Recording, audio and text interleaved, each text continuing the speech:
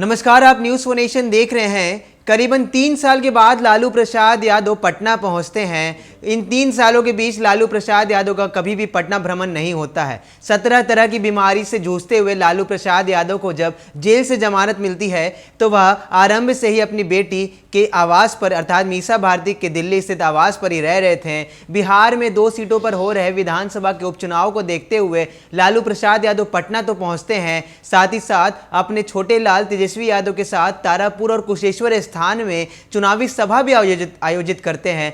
मगर सबसे बड़ी खबर यही थी कि चुनाव में आरजेडी को हार मिल जाती है और मायूस होकर एक बार फिर से लालू प्रसाद यादव दिल्ली की ओर रवाना हो जाते हैं। मगर दिल्ली पहुंचने के बाद अब लालू प्रसाद यादव पर सबसे बड़ी खबर सामने आ रही है। सबसे बड़ी खबर यह है कि लालू प्रसाद यादव की हेल्थ रिपोर्ट सामने आई है जो कि संतोषजनक नहीं है। डॉक्टरों ने बताया है कि लालू प्रसाद यादव की रिपोर्ट को वो सिंगापुर भेजेंगे, मगर लालू प्रसाद यादव की रिपोर्ट संतोषजनक नहीं होने के कारण डॉक्टरों ने यह भी कह दिया है कि अब लालू प्रसाद यादव की दवाइयों को बदलना पड़ेगा। तो साफ हो गया है, आरजेडी को मिली उपचुनाव में हार के बाद लालू प्रसाद यादव मायूस तो हो ही गए थे, मगर अब उनका शारीरिक जो कायाकल्प भी है वह ठीक नहीं चल रहा है। 17 तरह की गंभीर बीमारियों से लालू प्रसाद यादव जूझ रहे हैं। देखिए हमारी इस रिपोर्ट में आखिर क्यों लालू प्रसाद यादव की सबसे नई जो रिपोर्ट है उसे सिंगापुर भेजना पड़ा है। लालू प्रसाद की तबीयत खराब होने के बाद उन्हें बुधवार को पटना से दिल्ली ले जाया गया। डॉक्टरों ने दिल्ली में उनका विस्तृत चेकअप किया है। जानकारी है कि रिपोर्ट सिंगापुर भेजी गई है। सभी तरह की रिपोर्ट आने के बाद दवाइयां भी बदली जा सकती है। सिंगापुर में लालू प्रसाद के हरियाणा वाले समधि के संबंधी डॉक्टर हैं, वे उनके स्वास्थ्य पर नजर रखते हैं। पटना में लालू प्रसाद 10 दिन रहे और दिल्ली लौट गए। पिछले 3-4 दिनों से उन्हें काफ़ी कमजोरी हो रही थी। खान पान में दिल्ली की तरह नियंत्रण नहीं रह गया था।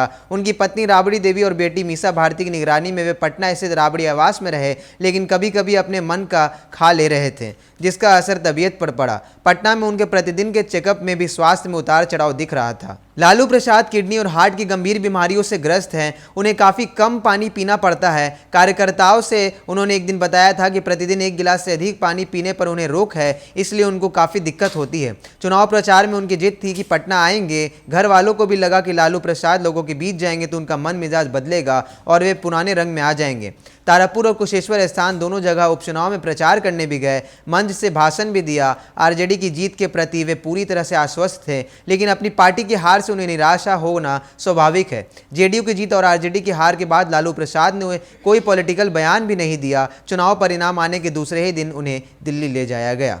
तो लालू प्रसाद यादव की सबसे हालिया रिपोर्ट सामने आई है जिसे सिंगापुर भेजा गया है। सिंगापुर में उनकी दूसरी बेटी रोहिणी आचार्य भी रहती हैं। उन्हीं के कोई परिषद के अंतर्गत ही लालू प्रसाद यादव की जो हेल्थ की रिपोर्ट है उसकी मॉनिटरिंग की जा रही है। आपको बता दें कि लालू प्रसाद यादव करीबन 10 दिनों तक पटना में रहे थे, मगर जैसे ही बिहार विधानसभा के 2 सीटों का जो रिजल्ट था वो सामने आया, उसमें आरजेडी को हार मिलती है और यह स्वाभाविक था कि लालू प्रसाद यादव हार से मायूस हो चुके हैं और तुरंत दिल्ली निकलने के लिए आतुर थे। तो उन्हें दिल्ली ले भी जाया गया है, मगर जिस प्रकार से वो दिल्ली में लगातार रह रहे थे अप्रैल के महीने से ही, तो पटना आने के साथ उनका जो रहन सहन का तरीका था वो बदल गया, जिसको देखते हुए राबड़ी देवी और मीसा भारती ने कोशिश की कि उन्हें कार्यकर्ताओं के बीच रखा जाए, कभी कभी उनसे बातचीत कर दिया जाए जिससे उनका मन मिजाज बदलेगा, मगर ऐसा हुआ नहीं। वापस लालू प्रसाद यादव को दिल्ली भेज दिया गया है और सबसे बड़ी खबर यही है कि उनकी रिपोर्ट को सिंगापुर भेजा गया है। वहाँ के डॉक्टर्स उनकी सारी हेल्थ की मॉनिटरिंग करेंगे और इसके बाद यह भी कहा जा रहा है कि लालू प्रसाद यादव की